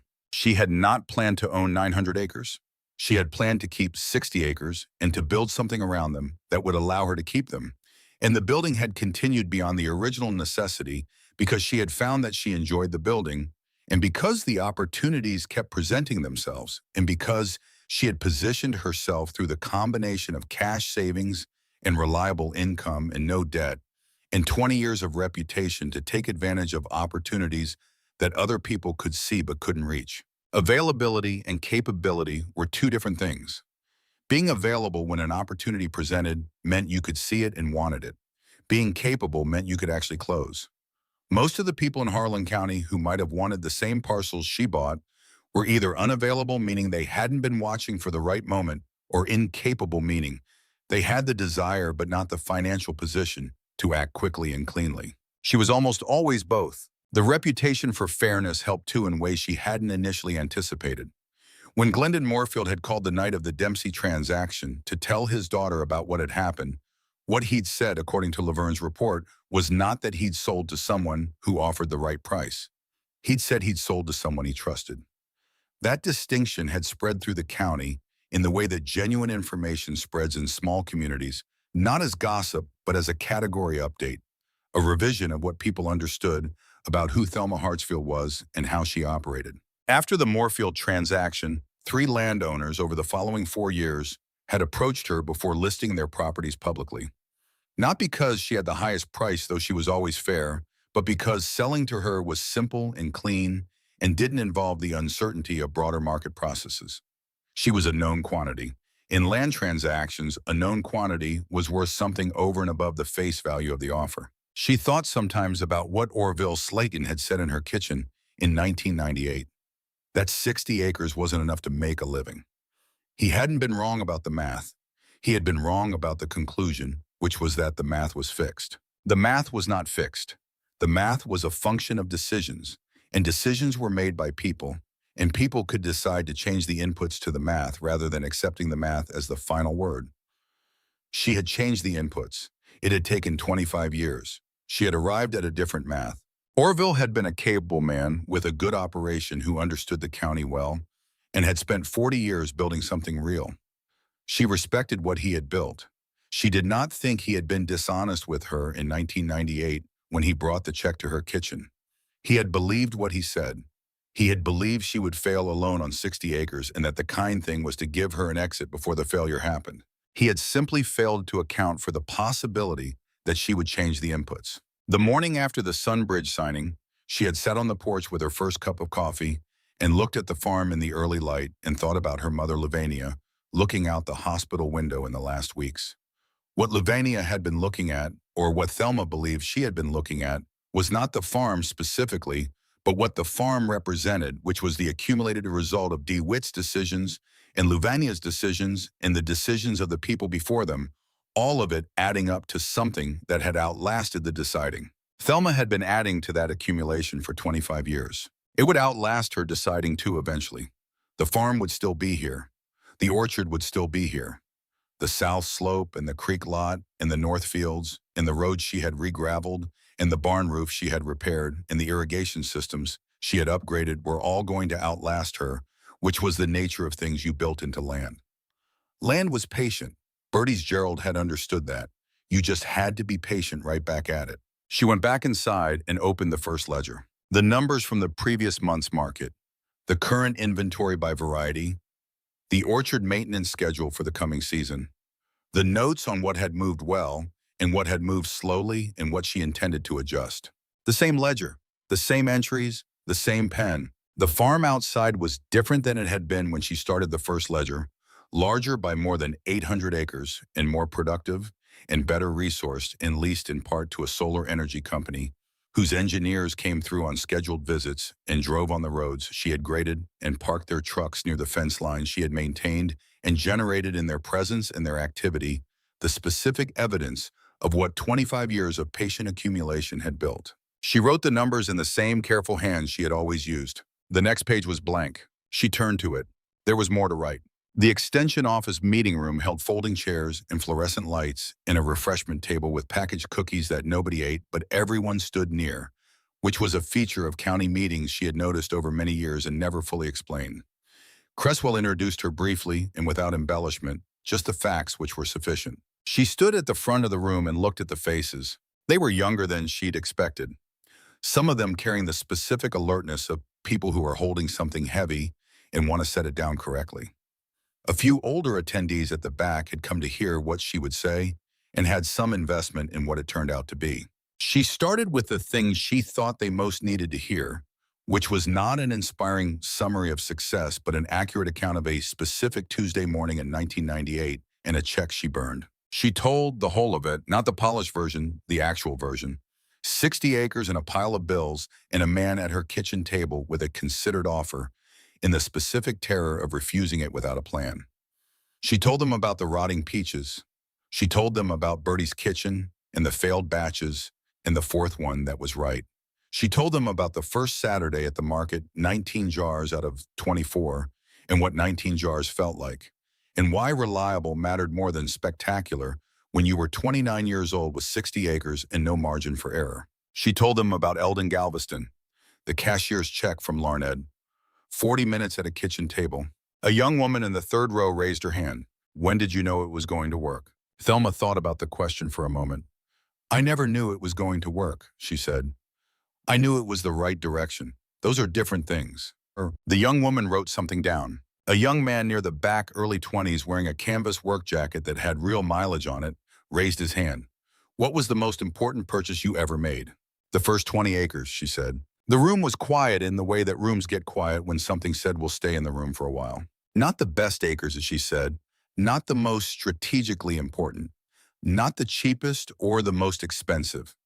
She looked at the young man. The first ones, because after I bought them, I understood something I hadn't understood before. What? He said. Nobody notices small victories. She let that settle. You're sitting in this room today because somewhere in Harlan County, there are nearly 900 acres with my name on them. That's what you heard about. That's what made you curious. She looked around the room. Nobody noticed acre 81. Nobody was watching when I bought the 20 from Eldon Galveston. Nobody wrote a story about it. Nobody showed up at the market that Saturday and said, do you know what this woman just did? She paused. That's when the work happens. In the moments nobody is watching. In the ledgers nobody else ever reads. In the decision at the kitchen table, when someone puts a check in front of you and you have a choice about what kind of person you're going to be. Cresswell Pruitt was at the back of the room standing against the wall. She looked at him briefly. He nodded once, the small, precise nod of someone who was present for a thing and understood his own relationship to it. She did not say that part out loud. She answered questions for an hour. Good questions, specific and grounded in actual situations, the only kind worth anything. She answered what she could and said clearly when she didn't know, because the worst thing you could offer a room of young people making permanent decisions was false certainty. Afterward, the young man in the canvas jacket found her at the refreshment table. I've got 62 acres, he said. My grandfather left it to me last year. She looked at him. People keep saying I should sell, he said, that it's not a real farm. She picked up one of the packaged cookies and handed it to him. They're not wrong about the math, she said. 62 acres alone isn't a sufficient operation. But the question isn't whether 62 acres is enough. The question is what you're going to build around 62 acres while nobody's paying attention. He looked at the cookie. What did you build? He said. A jam business, she said. And patience, mostly patience. He was quiet a moment. That's a slow answer. Yes, she said, it is. He nodded. She could see him turning something over, not convinced, not dismissing it, which was exactly the right place to be at 24 years old at the beginning of something long. Not ready to commit, ready to consider. That was enough. In the months that followed the Sunbridge signing, the county's attention settled on Thelma Hartsfield in a way that had no previous parallel in her experience. The county paper ran a story, a map, her total acreage in the second paragraph, photographs of the market stand she'd kept for 25 years next to the county plat, showing her land holdings, the visual juxtaposition, making the argument the text didn't need to. Laverne called her before dawn on the Saturday the issue ran to warn her. Thelma was already in the square setting up her tables. I know, she said, it's fine. By 9 o'clock that morning, a small crowd had gathered at her stand, not a buying crowd, a knowing crowd.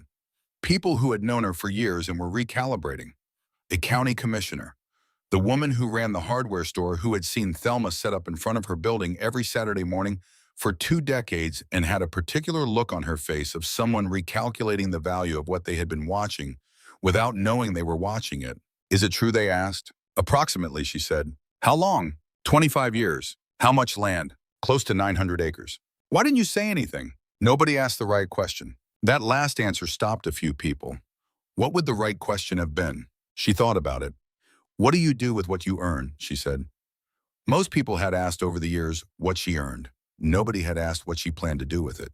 The crowd thinned by mid-morning as the ordinary market rhythm reasserted itself, and she went back to doing what she had always done at this stand, which was selling jam to people who wanted jam and having conversations with people who wanted conversations and making change and wrapping jars and keeping the front edge full. The farm entered a different chapter in the months after the lease was signed.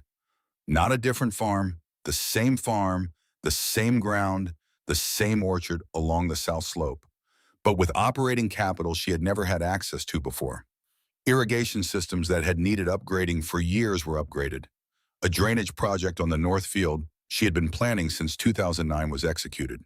The barn roof was properly repaired rather than patched again.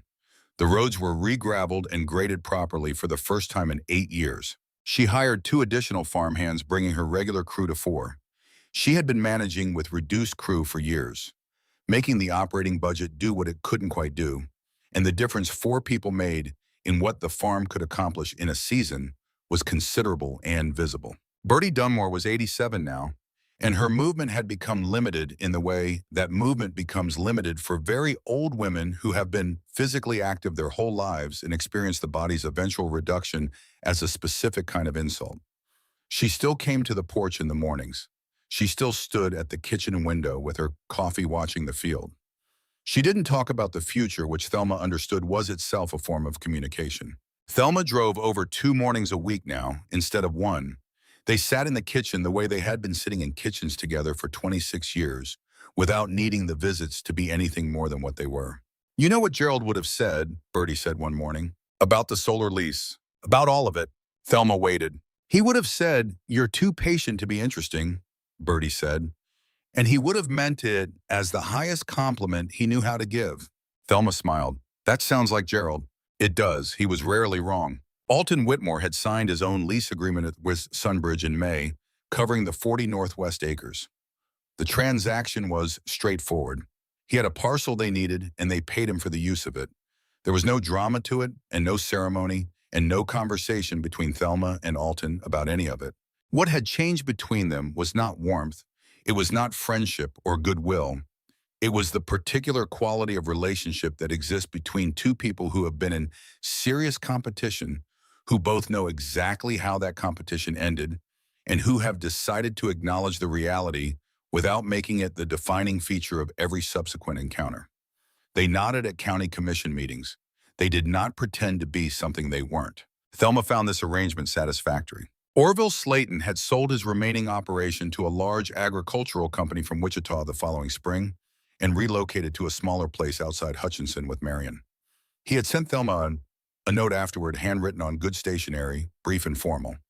He thanked her for the December transaction. He said the terms had been fair. He said he hoped she continued to do well. She wrote back. She said she had always respected what he had built over 40 years in the county. She said she hoped Hutchinson suited them both. She meant both things. The Harlan County Agricultural Association meeting the following May was nearly twice as large as the previous year. Word had spread about what had been said and how it had been said, and the room held a different composition of people, more young farmers, but also a scattering of landowners, Thelma's age, who had come to hear the story in person rather than through the county paper's version of it. She stood at the front of the room and told the story again, not the same way. The same facts because the facts were what they were, but with different emphasis in the light of the new year and the new questions she had been asked since the announcement. She talked more this time about the years in the middle, the quiet years, the years when nothing happened that would ever be in any newspaper, when she simply continued doing what she had decided to do. The years when nothing notable happened, she said, were the most important years. The room was quiet. Not the year I made the first purchase, not the year the drought created opportunity, not the year Sunbridge arrived with their maps, the years between, the years when I just kept going because keeping going was the whole job. A woman in the second row, about 40, raised her hand. Did you ever want to stop? Thelma thought about the question honestly. I wanted to stop sometimes. Not the farm. I never wanted to stop the farm. But there were mornings when I sat with the ledgers and I felt something close to tired looking at all the years it was going to take. She paused. The only thing that addressed that particular tired was going to the market on Saturday, getting the stand set up, selling the first jar, being in the middle of something that was working and that I had built. A young man near the front, maybe 22, raised his hand. What do you wish you'd done earlier? She considered it. I wish I'd understood earlier that invisible work was the real work. When I was young, I kept thinking there would be a moment when the accumulation became visible, when someone would notice what was happening and acknowledge it. I spent some energy waiting for that. She looked at him. I should have spent that energy on the next jar. Afterward, the young man found her at the refreshment table. I've got 90 acres, he said. Just bought them, used most of what I had. He looked slightly appalled by his own recent decisions. That's brave, she said. People keep telling me I overpaid. Did you? He shook his head firmly. I paid what they were worth. She looked at him steadily. Then you're fine. Whether you're fine is a question of whether you paid what the land was worth, not what someone else thinks the land was worth. He nodded slowly. The kind of nod that meant information was entering a place where it would be considered for a while. What do I do now? He said. Build something around it that produces income on a consistent schedule regardless of commodity prices. Something you control. Something that keeps you in the game when the game is hard. Like what? She smiled. That's the question you have to answer yourself, she said. I answered it with jam. The answer is different for everyone, but it starts with the question and you're asking it, which is more than most people your age are doing. He thought about that. She drove home in this late afternoon, the best light of the year on the wheat fields, the particular gold of a Kansas spring evening. The county road ran straight and familiar. The farm was at the end of it. On a Saturday morning in June, she arrived at the Granger Falls Farmers Market at 4:30, the same as always. The square was quiet in the specific way it was quiet before the rest of Granger Falls woke up the courthouse clock. Visible against the pre-dawn sky, the hardware store dark, the diner showing the first light of the morning, kitchen crew getting the coffee started. She set up the tables. She laid the tablecloths. She set the crates and arranged the jars. Blackberry left, peach center, strawberry beside it, fig right, apple butter in the back. The morning came in cool and clear, the kind of Saturday that brought good crowds, the kind of day that made people want to be outside with a reason. By 7, the market had filled with the ordinary Saturday energy, voices and footsteps, and the particular pleasure of choosing things, and Thelma was in the middle of the busiest stretch of the morning when a man arrived with a child. The girl was 4, maybe 5, in a green coat with rubber boots that had dried mud on the toes, holding her father's hand with the complete trust of a small person who has not yet been given reasons to doubt the person next to her. She looked at the display table with the thorough assessment of someone who had come with a purpose. She pointed at the blackberry jam. That one, she said. Thelma smiled. That's a good one. The father was already reaching for his wallet. He had the look of a man who wanted to provide context, who felt context was owed to his daughter, who wanted her to understand that the woman behind this table was not only someone who sold jam, but something considerably more than that. Before he could begin, Thelma was already reaching for the jar. "Just the jam, lady," she said simply. The child accepted this. The jar was handed over. She accepted it with both hands the way small children accept things of significance, and she looked at the label with the seriousness she brought to all transactions of this magnitude. Her father paid. Thelma made change. They moved on into the market. She watched them go for a moment. The child in the green coat with the muddy boots holding the jar with both hands, satisfied with her choice. The market continued around her. Voices, footsteps, the unhurried business of a Saturday morning. She turned back to the table and filled the gap the jar had left. You kept the front edge full. People bought what they could see. She had learned this at the very first market in September 1999, before she understood anything about what the coming years would look like. She had learned it from selling 19 jars out of 24 and sitting with the 5 she carried home and thinking about what it would take to sell all 24 next time. The answer had been simple and obvious and true, which was the particular quality of answers that were actually right. Keep the front full, keep working, keep arriving before sunrise, because the work that happens before anyone else is watching is the work that makes everything else possible. She had applied that principle to jam, and she had applied it to land, and she had applied it to the long years in the middle when nothing was visible, and nothing was acknowledged, and nothing appeared in any newspaper. And it had been correct in all those applications consistently and without drama, the way correct principles tended to be correct. The morning passed. The plum preserves sold out before 9. She made a note. More plum next season. The crowd thinned toward noon the way it always did, the end of morning regulars coming through for what was left. She served them with the same attention she gave the first customers of the day, because what was left was still good jam, and the people buying it at 11:30 deserved the same consideration as the ones who had come at 7. At 12:30, she began packing up. The tablecloths first, then the crates, then the tables folded and carried to the truck. The remaining jars into the carrying crate. 20 minutes, the same 20 minutes it had taken every Saturday for 25 years. She loaded the truck, looked once around the square in the midday light, and drove home. The farm was quiet in the early afternoon in the particular way it got quiet when the farmhands had gone home and the animals had settled, and there was nothing between her and the specific silence of her own land. She walked from the truck to the porch and stood there in the June light. The orchard was in full leaf. The peach trees along the south slope were heavy with the growth that would become the summer's preserves. The blackberry canes along the fence lines were doing what blackberry canes always did, which was want more fence line than there was fence reaching in every direction, with the cheerful ambition of something that had not been told it had limits. She stood on the porch and looked at all of it for a while. Then she went inside, sat down at the desk, and opened the first ledger. The numbers from the morning's market, the inventory remaining, the pectin stock, the note about plum. She wrote it all down in the pen she had been using since the week she started keeping ledgers, which still wrote the same way it had always written. Outside, the peach trees were doing what peach trees did in June, which was prepare to be ripe, and she would be ready for them when they were the same as she had been ready for them every year. The same equipment and the same knowledge, in the same kitchen, in the same Saturday morning, at the same folding tables in the same square. Some things you kept because they were still the right things. The ledger didn't know about 900 acres. The ledger only knew about this morning's transactions in this week's inventory and next month's projections, which was all a ledger was ever supposed to know. She finished the entry, closed the book, and set it on the desk beside the second one. The farm was quiet. The peaches were getting ready to be ripe. She would be ready for them. The story of the farm's discovery, when the county paper ran its story and the map and the total acreage, in the second paragraph played out over the following weeks in ways that were both predictable and surprising. The predictable part was the questions. People she had known for years found new angles to their familiarity with her, new reasons to stop at the market stand beyond the jam, new curiosity about a person they thought they had understood and now understood they had not.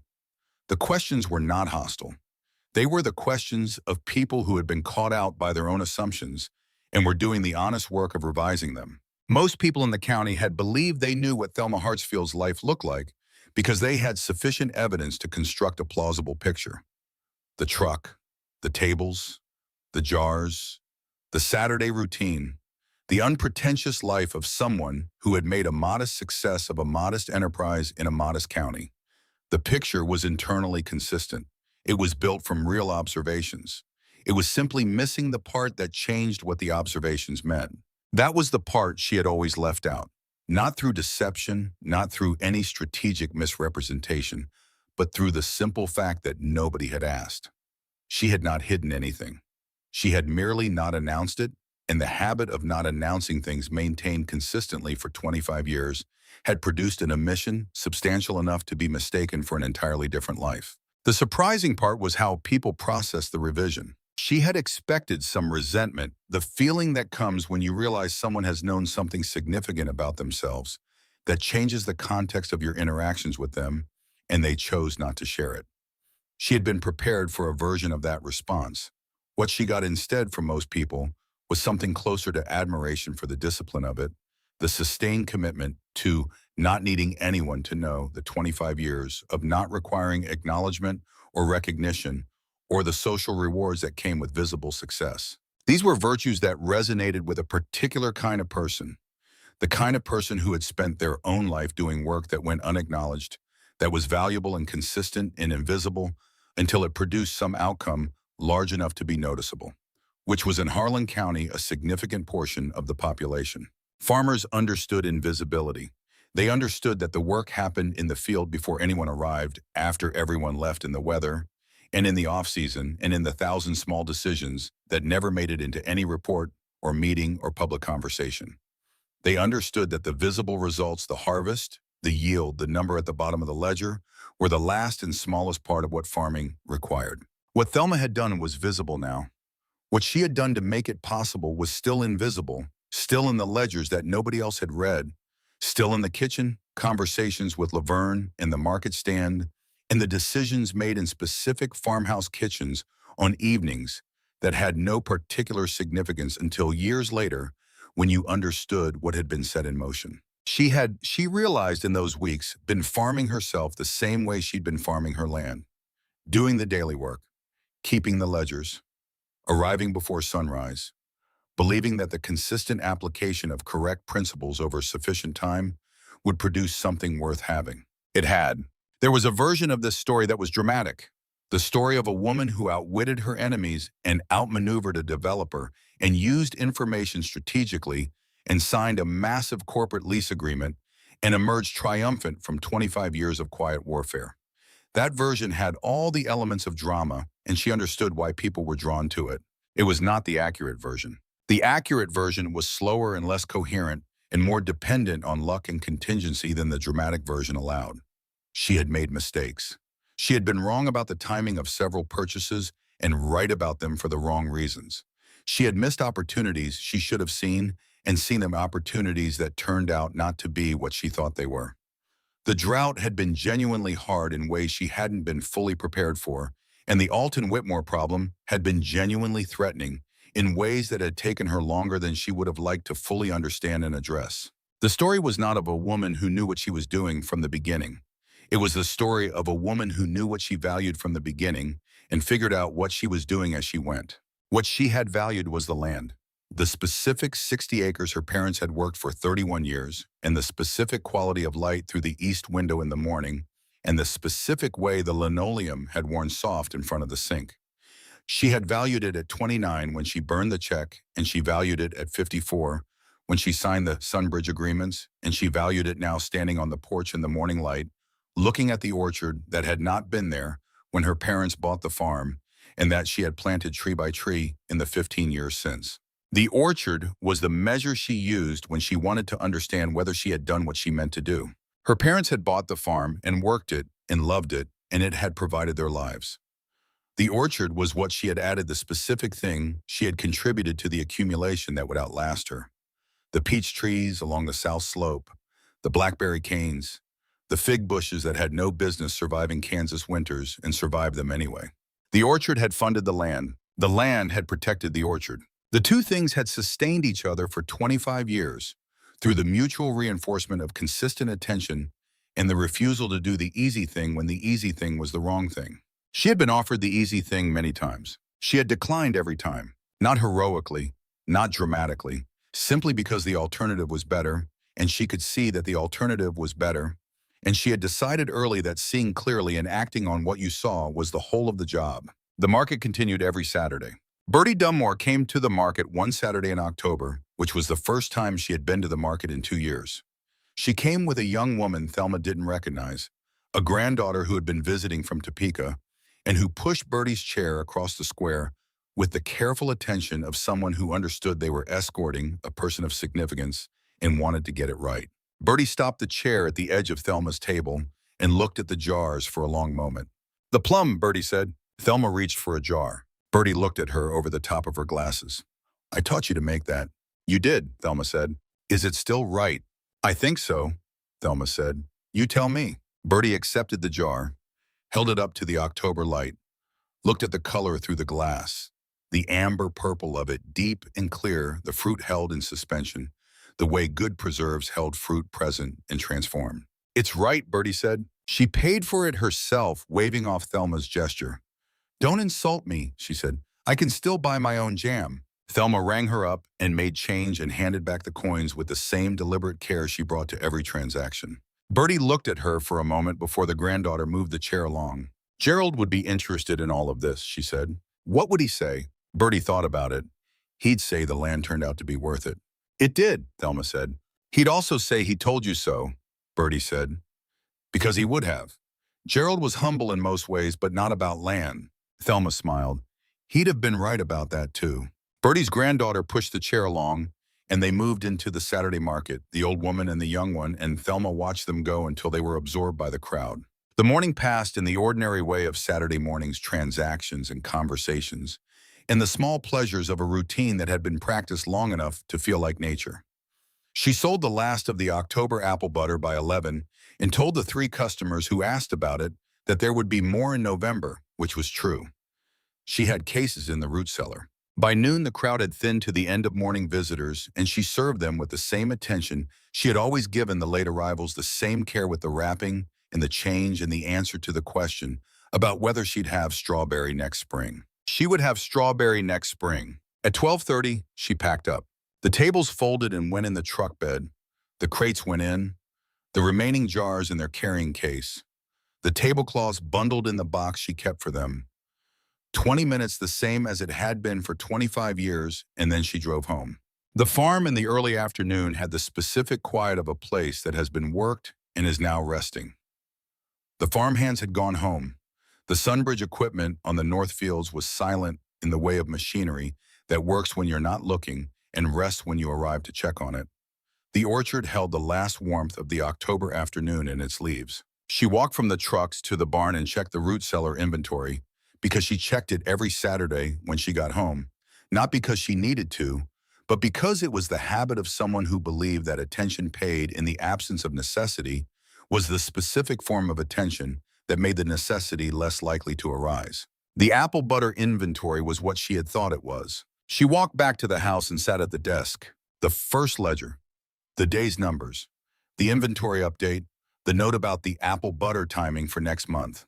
The second ledger, the farm accounts, the operating expenses through October, the lease income schedule from Sunbridge, its reliable quarterly arrival as regular and dependable as the Saturday market, a different kind of income from the jam, but governed by the same principle, which was that consistent things were more valuable than spectacular ones. She wrote it all down. Outside, the peach trees along the south slope held their leaves in the autumn light, the leaves beginning to turn. Now the season moving through its changes, the way seasons move through their changes, regardless of what happened to the people. Paying attention to them, the land doing what it did, patient and indifferent and available. She would be ready for spring when spring came. She had always been ready. The second Agricultural Association meeting held in May the following year had a different atmosphere than the first. The previous year's session had carried the quality of a revelation, people gathering to hear a story they hadn't expected, and processing it with the specific kind of attention that new information receives when it significantly revises something previously understood. The questions had been about her, about how she had done what she had done, about the specifics of the accumulation. This year's meeting had the quality of a continuation. The young farmers who came were already incorporating what they'd heard the previous year into their own thinking, and their questions showed it. They weren't asking how she had done it anymore. They were asking how they should apply the underlying principles to their own specific situations, which were different from hers in the particulars, but similar in the structure. A young woman named Britta Kessel had 40 acres of soil she had inherited jointly with her brother in a county 3 hours west. Her brother wanted to sell. She didn't. They had come to a kind of truce where neither would act without the other's agreement, which meant the land was in a productive standstill. She wanted to know what to do. Thelma had thought about this for a moment. "Does your brother need the money?" she said. Britta had said he didn't particularly. He just thought the land wasn't worth the management complexity. "Then ask him to give you 5 years, Thelma said. "Not forever, 5 years. Tell him you'll show him what you can build around it in 5 years, and then you'll revisit." Britta had looked at her. "What if he says no?"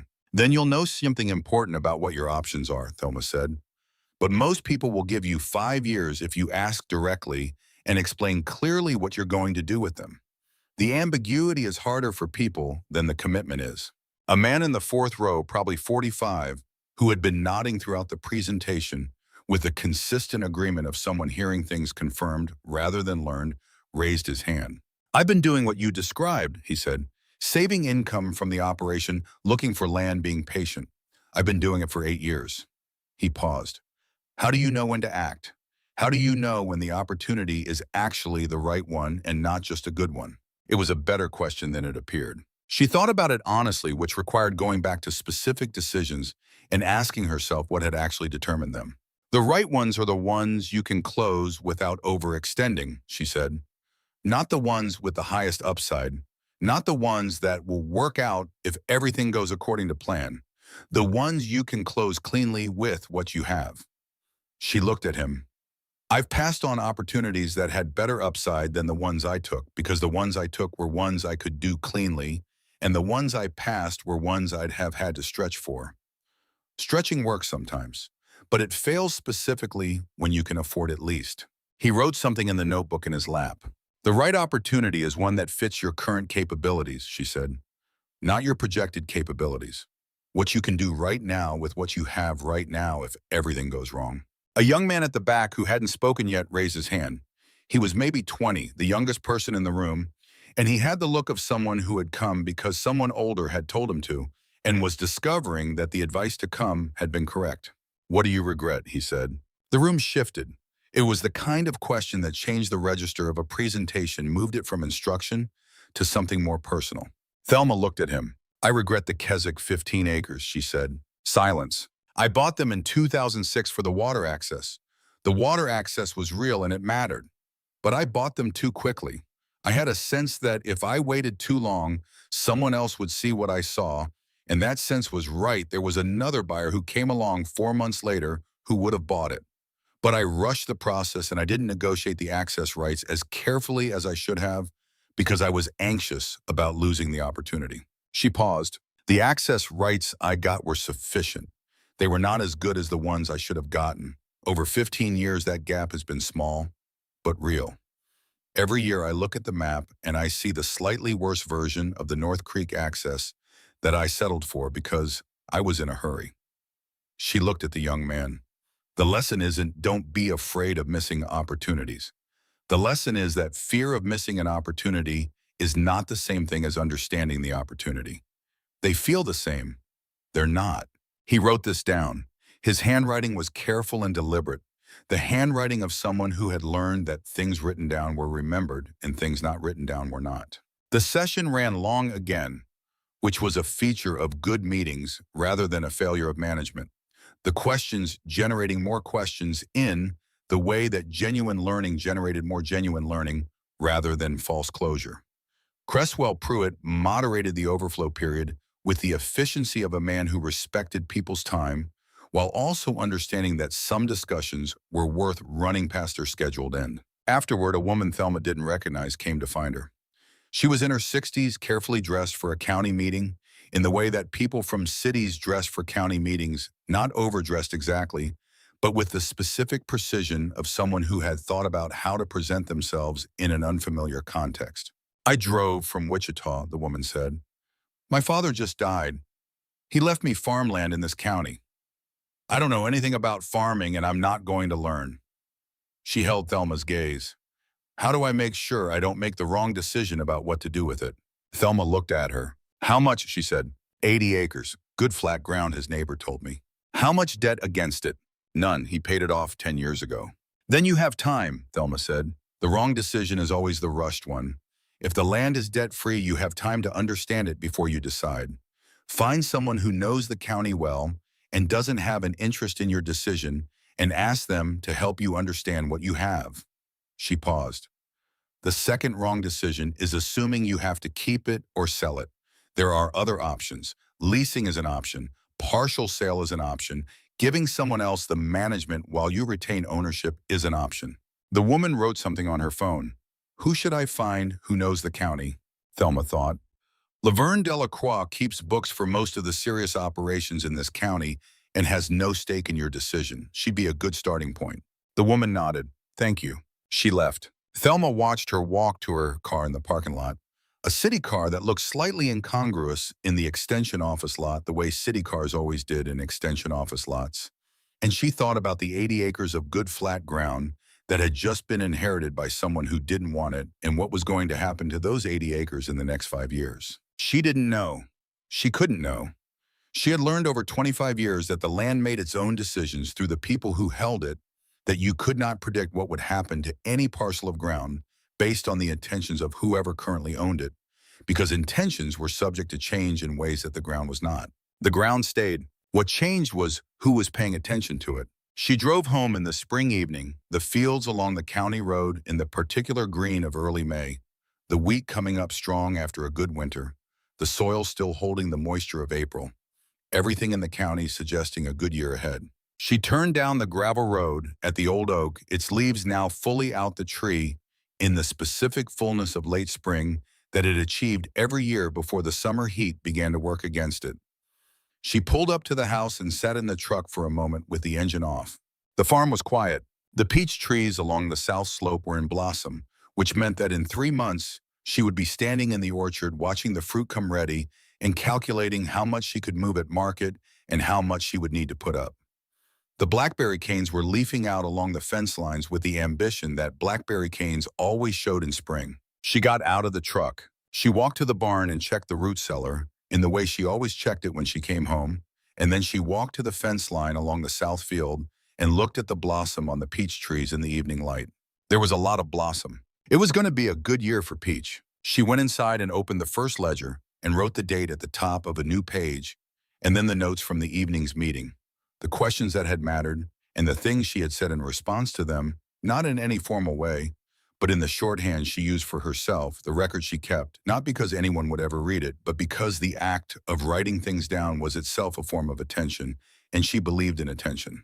Then she opened the second ledger, the farm accounts, current position, the Sunbridge quarterly payment scheduled for next month, the farm hand payroll, the orchard maintenance cost coming up, the irrigation inspection she'd scheduled for the following week. She wrote it down. The pen moved across the page in the same careful hand it had always moved in, not faster and not slower, not more or less certain than it had been on the first page of the first ledger 25 years ago.